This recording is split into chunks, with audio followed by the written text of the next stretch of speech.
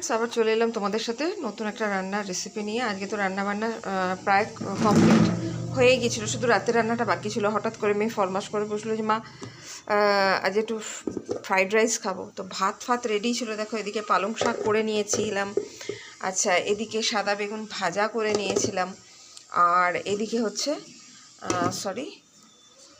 এদিকে হচ্ছে মাছের ঝোল, ঠিক আছে, আলু বিনস আর সয়াবিন দিয়ে। কিন্তু হঠাৎ ফরমাশ, তো চটজলদি এরকম যদি বাচ্চারা ফরমাশ করে তখন চটজলদি পোলাও একটু বানিয়ে নেওয়াই যায়। তো আমি চটপট করে কেটে নিলাম তোমার গাজর, ক্যাপসিকাম আর বিনস, পেঁয়াজ কলি যা যা ছিল, আর এদিকে হচ্ছে একটু ব্রোকলি আর মটরশুঁটি। তো 2 চামচ ঘি দিয়ে নুন মিষ্টি দিয়ে এটাকে ভাজা করে নিয়েছি। আর ভাতটা তো আমার আগে হওয়াই ছিল, তো ভাতটা যেহেতু আমার আগে হওয়াই ছিল, এটার মধ্যে নুন মিষ্টি দিয়ে নিয়েছি। দিয়ে নিয়ে জাস্ট এটাকে আমি এবার ভাতের সাথে মিশিয়ে দেবো। তো তোমরাও এরকম করতে পারো। বাড়ির বাচ্চারা অনেক সময় তাদের হুজুক, তো অনেক সময় হঠাৎ করেই বলে ফেলে, তখন টোটালি প্রিপেয়ার করে প্রসেস করে ঠিকঠাকভাবে করা হয়ে ওঠে না। তো এইভাবে কিন্তু করাই যায়। 2 চামচ ঘিয়ের মধ্যে আমি জিরে, মরিচ, এমনি গোলমরিচ, লবঙ্গ, দালচিনি, তেজপাতা আর শুকনো লঙ্কা আর একটা বড় এলাচ দিয়ে দিয়েছিলাম। এইভাবে ভাজা করে আমি মিশিয়ে দেবো।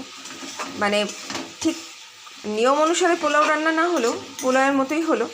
তো চলো, এগুলো ভাজা হয়েই গেছে, তা আমি একটু মিশিয়েই নিই। ঘরে সমস্ত কিছু ছিল বলেই চটপট হয়ে যেতে পারলো। তো চলো আমি এবার এটাকে ঢেলে নেব হাঁড়িতে। তো এটা হচ্ছে পোলাওয়ের ফ্রাইড রাইসের শর্টকাট প্রসেস। তো আমরা ছোটোবেলায় যখন এরকম মাঝে মধ্যে হুজুক হতো, শীতকাল হলে দেখবে একটু ভালো মন্দ খাওয়ার হুজুক হয়, তো তখন আমার দিদাও এইভাবেই করতেন। তো চলো আমি এটা মিশিয়ে নিই, তারপরে আসছি। তো এই হয়ে গেল আমার চটজলদি ফ্রাইড রাইস। এবার শুধু রেজাল্টের পালা। ওকে বেড়ে দেবো, বেড়ে দিয়ে তারপরে বলবে কীরকম হয়েছে। তো চলো ও আসুক, এসে পরে ওকে বেড়ে দিই, ও টেস্ট করে বলুক কীরকম হয়েছে। তো আগে বললে আলুর দম করতাম, কিন্তু আগে থেকে তো বলেনি, হঠাৎ করে মা জননীর আমার ইচ্ছে হয়েছে। তো কিরে তাড়াহুড়োতে কেমন হয়েছে বল। তো ওই জন্য বেগুন ভাজা আর ফ্রাইড রাইসই দিলাম। দারুণ খেতে হয়েছে, ভালো হয়েছে, মুখপুতো হয়েছে। আচ্ছা ঠিক আছে, চলো ভালো কথা। তোমাদের একটা জিনিস দেখাই, চলো বন্ধুরা, গোলাপের কালারটা দেখো শুধু তোমরা, ফুটছে দেখছো, এই দেখো গোলাপের কালারটা দেখো খালি।